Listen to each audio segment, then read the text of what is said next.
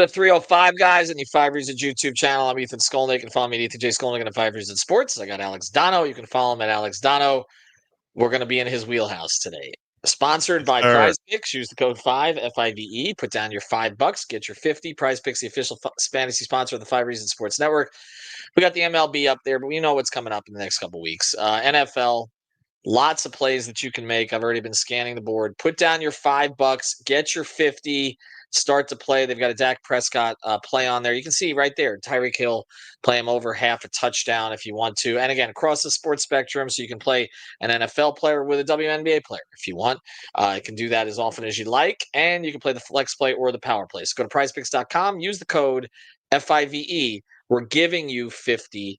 All right, big game coming up this weekend. Dolphins, of course, don't play yet. They get the Colts the weekend after.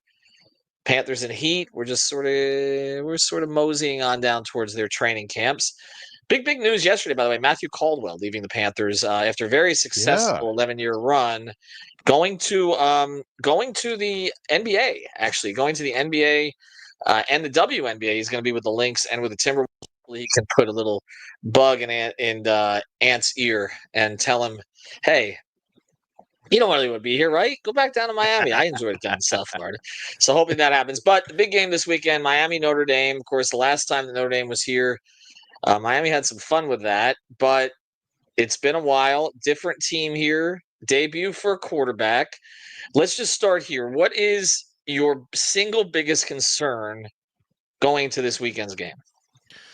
I would say the place I would start with that is knowing Notre Dame has arguably the best running back in the country, and Jeremiah Love, like a really vaunted duo with Love and Price. It is worth pointing out because every time I bring them up, Miami fans who take deep dives in statistics will say, hey, like historically, Love has not performed nearly as well against like ranked opponents, that maybe he kind of, compiles his yards against lesser teams. Like, okay, I hope you're right. I know we'll find out, but I know that's, arguably the best running back in the country and a really feared duo. So, and also, I think there's no secret, given that Notre Dame is not only starting a first-time quarterback on their team, he's a first-time starting quarterback, period. CJ Carr has zero experience, so they're really going to want to lean on their running game. If that works, it's going to take a lot of pressure off their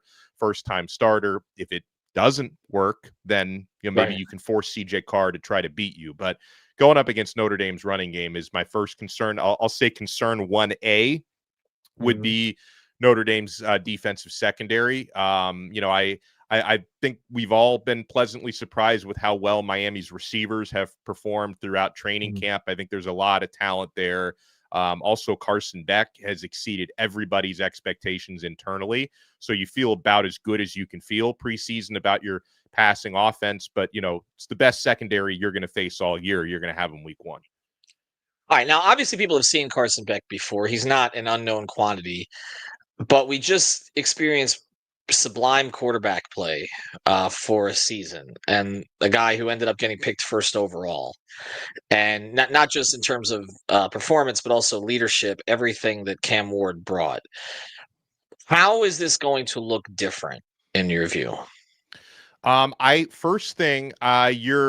You're not going to see, I don't think, quite the volume of deep go for the jugular type of shots, because something, Carson Beck, a little different from Cam Ward, and maybe this could be a positive, could be a negative, depending on how some fans look at it, but he processes differently. He goes through his progressions. Like he's not afraid to take a check down. Like he's not, hopefully not Chad Henne 2.0, and he's not been that to this point in his career. But Cam Ward, and it worked out great for Miami a lot of times, was allergic to check downs. Like he was always going to, he's freakishly talented, but he was always looking to attack 40, 50 yards downfield. I think it's going to be a little bit more conventional. I think Beck, you're going to see quick release, good processing. He does a good job leading his receivers, leading in terms of, putting the ball where the receiver's going to be, not in terms of where they are when they're running a route. I think the quarterback play is going to be excellent, just in a different way. Beck can run a little bit but doesn't have the Cam Ward type of athleticism. But again, I think it's been a blessing so far, Ethan, because I know Beck coming out of Georgia, people had their questions, first of all, about his health, but he's fully recovered from the elbow. The arm has looked great.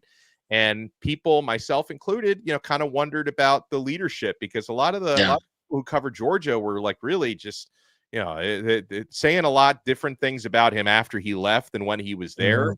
What I've seen from Carson tells me a lot of that was probably sour grapes, or maybe it's just starting a new chapter in his career. It maybe kind of lit a fire under him, because just, watching him practice back when practices were open, was always communicating with his teammates after plays, was explaining things like where he would like them to run the routes. He was talking to his backup quarterbacks.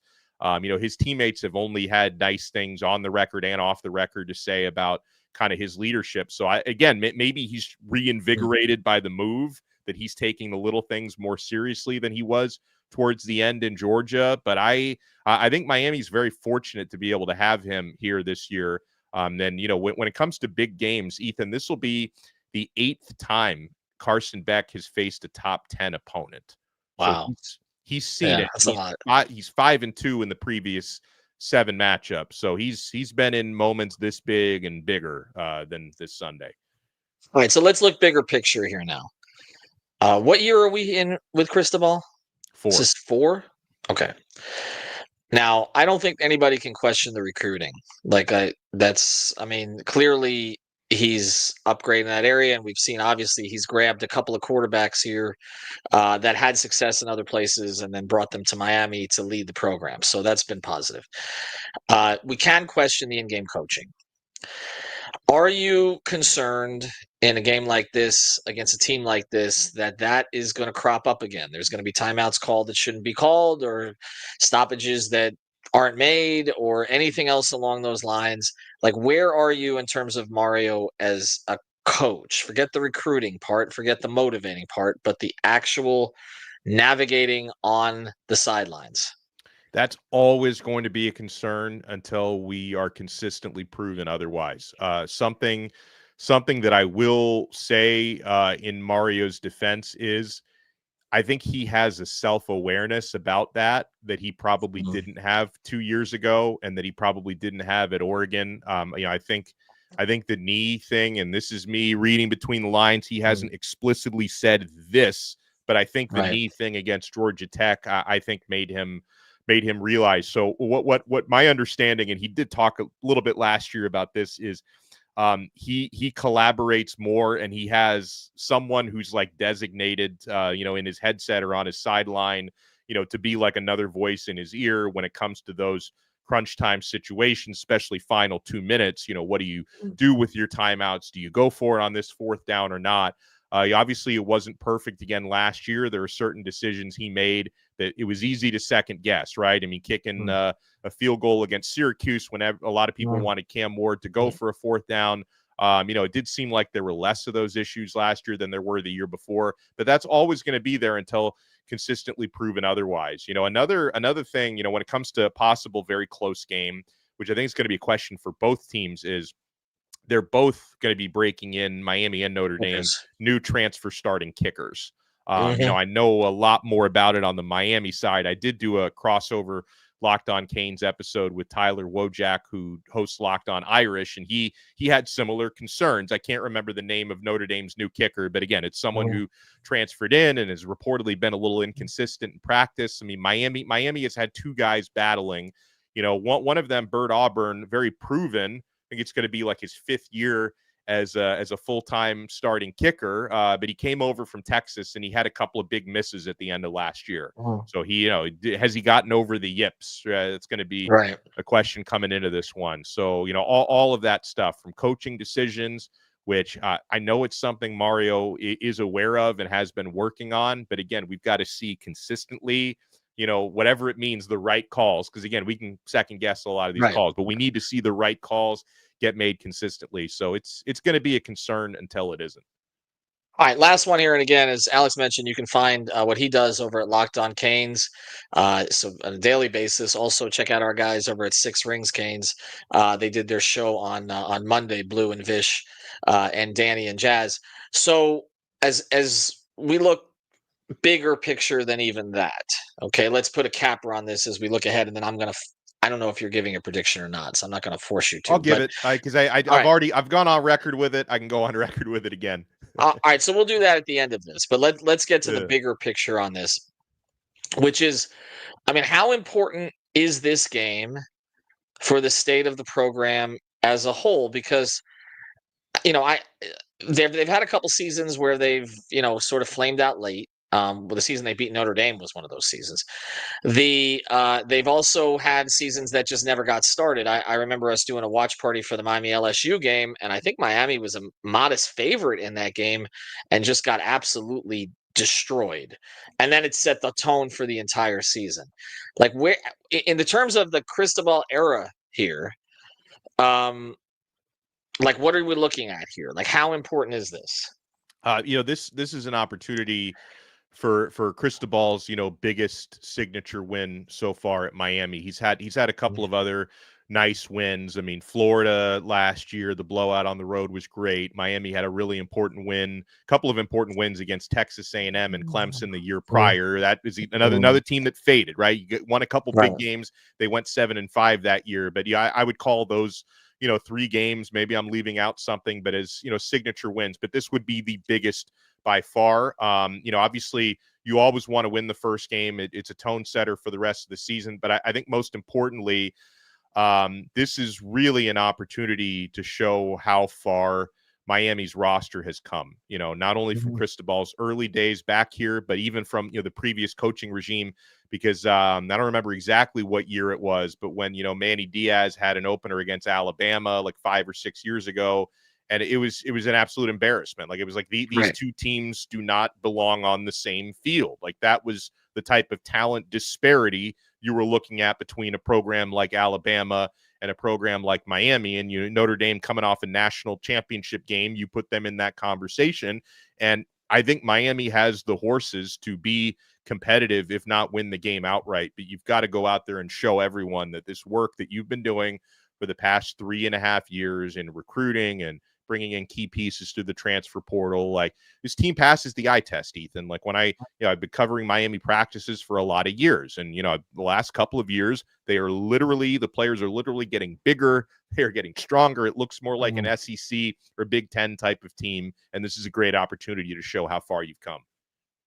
And you can't blame the previous guy anymore. You're too far into it. So Yeah. that's, like you said, that this is his recruiting. This is his work. We'll see where it goes.